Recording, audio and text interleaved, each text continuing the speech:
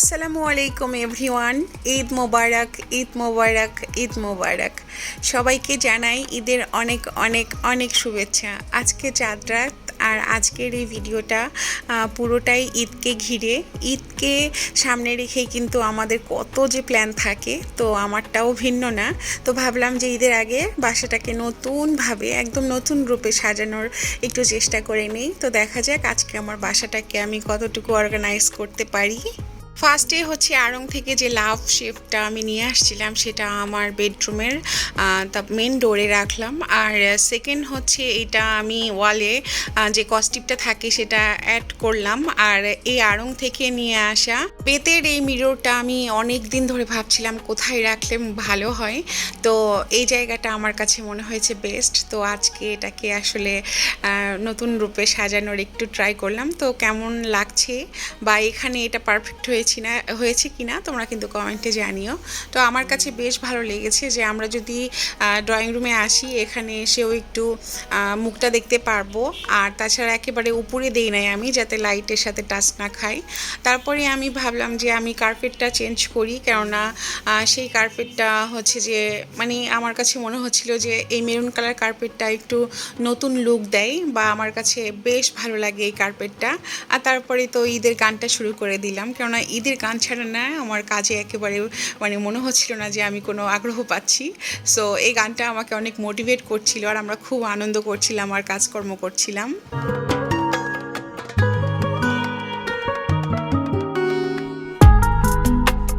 তোমরা যারা আমার রেগুলার ভ্লগ দেখো তারা জানো যে আমি অনলাইন থেকে কিছু শোপিস অর্ডার করেছিলাম, বিশেষ করে ফ্লাওয়ার টপ। তো সেগুলোকেও নতুনভাবে অর্গানাইজ করব। তো ভাবলাম যে এই কর্নার টেবিলটাতে এই হর্সটা রাখি। এই হর্সটা সবসময় টিভির পাশেই থাকতো।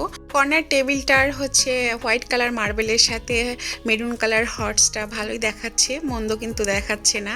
আমি কিছু কিছু বেসিক মানে পরিবর্তন করব আমার অর্গানাইজের ক্ষেত্রে।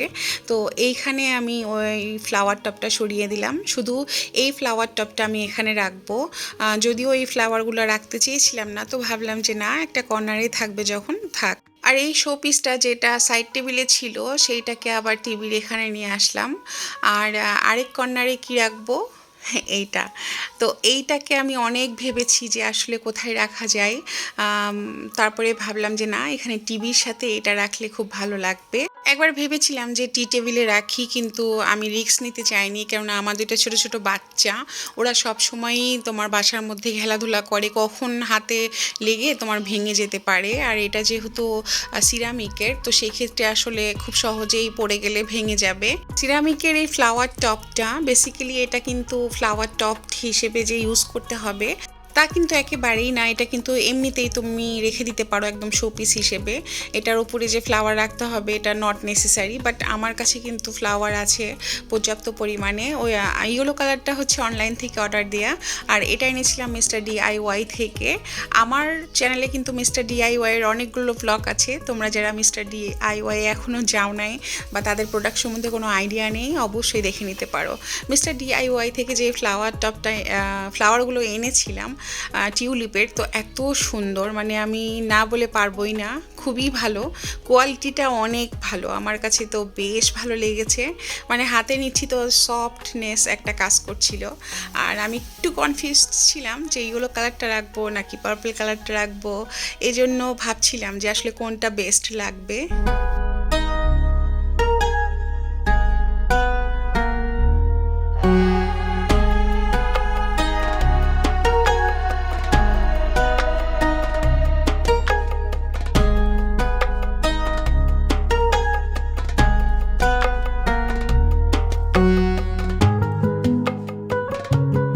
ফ্লাওয়ার টপটা কিন্তু সিরামিকের, এর জন্য আমি নিচে কাঠের একটা কোস্টার ইউজ করেছি। আর দূর থেকে পার্পল কালার ফ্লাওয়ার দিয়ে আমি দেখছিলাম আসলে কোনটা বেস্ট লাগছে, আবার ইয়েলো কালারটা দিয়েও দেখছিলাম। তো আমার কাছে তো পার্পল কালারটাই বেস্ট লেগেছে, এই জন্য ভাবলাম যে না, আর কোনো ভাবি না, আমি পার্পল কালারটাই দিব।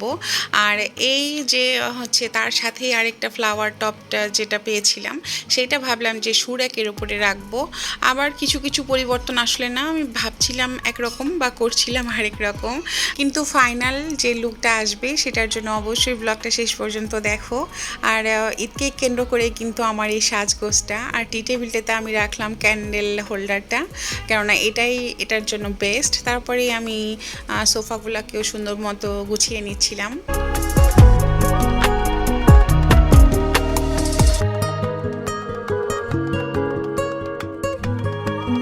ঈদের আনন্দটার মতো আনন্দ আমাদের জীবনে আসলে কোনো কিছুই নেই। এই 1 মাস রোজা রাখার পরে কালকে যে ঈদ আর আজকে এই চাঁদ রাতের আনন্দটা কিন্তু অত্যন্ত আনন্দের। তো সেইখানে আসলে আমার এই ব্লগটা আমি আপলোড করেছি। তোমাদের কেমন লেগেছে অবশ্যই কমেন্টে জানিও, এবং ভিডিওর যে কোনো একটা পার্ট যদি তোমাদের ভালো লেগে যায় চ্যানেলটা সাবস্ক্রাইব করে আমার সাথেই থেকো। আর অবশ্যই কমেন্টে কিন্তু ঈদ মোবারক জানাতে ভুলে যেও না।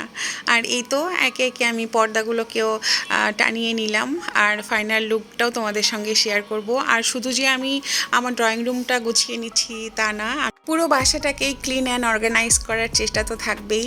আর তাছাড়া আসলে এইগুলো একদম মেন রোড থেকে ঢুকতেই যদি একটু প্রেজেন্টেবল না লাগে বা একটু গোছানো না লাগে তাহলে কিন্তু ভালো লাগে না।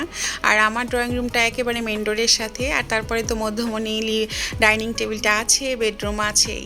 তো এইভাবেই ছোট ছোট করে একটু পরিবর্তন করার পরে আমি আমার বাসাটাকে সুন্দরভাবে করে সাজিয়ে নিলাম, কেননা রাতের বেলা একেবারেই সময় পাওয়া যাবে না, বাচ্চাদের মেহেদি দিয়ে দিব বা আমি দিব, আর ছোটোখাটো সংসারে কাজকর্ম তো আছেই।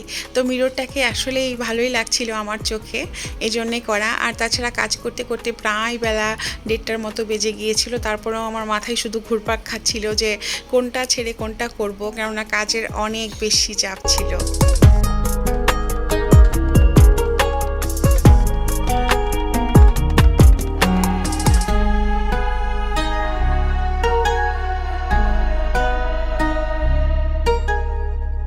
অনেস্টলি বলতে যেহেতু গ্রামে যে ঈদটা করা হলো না, ঢাকা শহরে একা একা মনটা আমার খারাপই কাটছিল।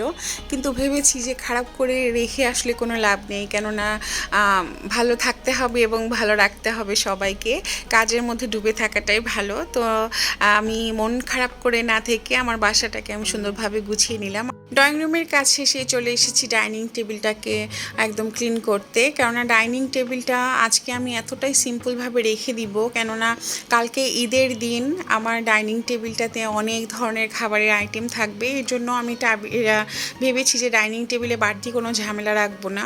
মানে আমি যতটা সুন্দর করে অর্গানাইজ করি না কেন, সেগুলো আবার সরাতে বাড়তি একটু মানে আমাকে সময় দিতে হবে। সেই কাজটা এবার আর আমি করব না, একেবারে আমি একদম সিম্পল রাখবো, যাতে আমার কাছেও ভালো লাগে এবং জিনিসপত্র রাখার পরেও যেন সুন্দরভাবে সবাই মিলে টেবিলে বসে খাওয়া যায়। আমার ডাইনিং টেবিলে সবসময় ফল রাখার জন্য আমি এই কাচের বাটিটাকে ইউজ করি। তো এইবার একটু পরিবর্তন করব, সেটাকে আর রাখবো না। আড়ং থেকে যে মানে ফলের ঝুড়িটা এনেছিলাম, এটা আসলে অনেকভাবে ইউজ করা যায়, তো আমি এটাতে এখন ফল রাখবো। আর এই ঝুড়িটা যেহেতু নিয়েছি, সেটাকে আসলে এই ঈদে সুন্দরভাবে অর্গানাইজ না করলে কিন্তু একেবারেই শূন্যতা লাগবে। বাট আমি ডাইনিং টেবিলে এসেও কনফিউজড হচ্ছিলাম যে আমি কিভাবে কি করব।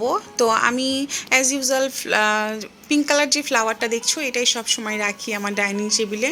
বাট ভাবলাম যে না, একটু নতুনত্ব নিয়ে আসি। তো এটার সাথে এটা কেমন লাগছে সেটা ভাবার পরে আবার মনে হচ্ছিল যে সব কিছু কেমন সাদা সাদা হয়ে যাচ্ছে, ভালো দেখাচ্ছিল না। তখন আবার একটু পরিবর্তন করার জন্য যে ইয়েলো কালার ফ্লাওয়ারগুলো, সেগুলোকে সেট আপ করলাম। যে কোনো কিছু অর্গানাইজ প্লাস ডেকোরেশনের ক্ষেত্রে না একটু মানানসই না লাগলে মানে আনকমপ্লিট লাগে নিজের কাছে। তো সেইখানে আমার কাচের এটা শুধু শূন্য শূন্য লাগছিল, তো নিচে একটা কোস্টার দিয়ে দিয়েছি। আর এই তো আমার ডাইনিং টেবিলের ফাইনাল লুকটা। তো এইবার মনে হচ্ছে যে না, ঠিকঠাক আছে। আর হোয়াইট কালার ওইটা দেওয়ার পরে না মনে হচ্ছিল যে সবই একদম হোয়াইট হয়ে যাচ্ছিল। তো বেশ ভালো লেগেছে। তোমাদের এই ফ্লাওয়ারটা কি এখানে একেবারে পারফেক্ট লেগেছে কিনা সেটাও কিন্তু কমেন্টে জানাতে পারো।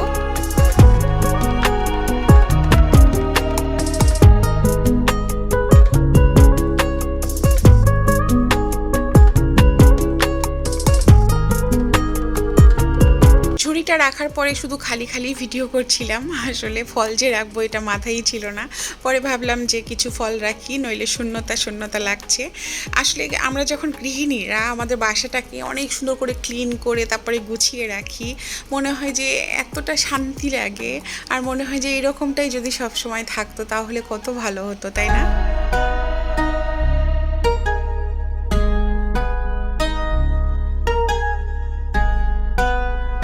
Drawing room plus dining clean করার পরে আমি কিন্তু শাওয়ার নিয়ে নিয়েছি। তারপরে আমি আমার বেডরুমটাকে সুন্দরভাবে বেডশিটগুলো চেঞ্জ করার প্ল্যানটা করি, কেননা তারপরে আবার আমি যখন কিচেনে চলে যাব তখন আর সময় পাবো না।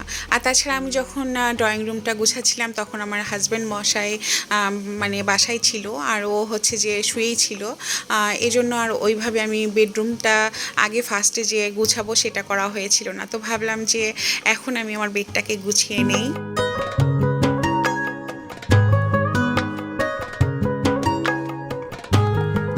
দেখতে দেখতে কেমন করে এই পুরো একটা মাস শেষ হয়ে গেল। রহমতের মাসটা কিন্তু একেবারেই শেষ।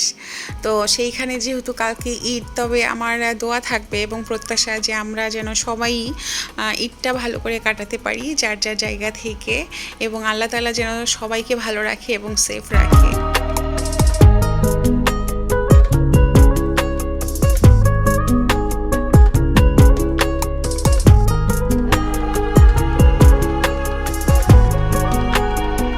প্রতিটা দিন একরকম যায় না, আর সময় সব সময় ভালো কাটবে তা কিন্তু একেবারেই না। তবে ভালো কাটুক আর মন্দ কাটুক, ঈদের দিনটা সবারই ভালো কাটুক, এই দোয়া। মধু মধু রসমালাই, শেষ ইফতারিতে রসমালাই নিয়ে চলে আসছে। আই বলো মধু মধু বলো। ওরে আল্লাহ, সত্যি রসমালাই, একেবারে মধু, এত সুন্দর কালার।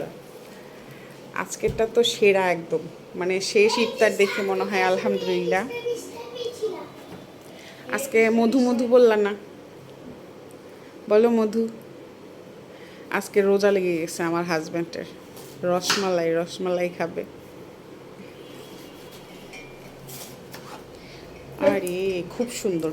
আমার এই তরমুজটার মতো মধু মধু যেন কাটে আমাদের সবার ঈদটা। আর দেখা হবে নেক্সট ব্লগে, ঈদের ব্লগ নিয়ে। তো তোমরা ভালো থেকো, আবারও তোমাদের ঈদের শুভেচ্ছা জানাই। ঈদ মোবারক। আজকের জন্য আল্লাহ হাফেজ।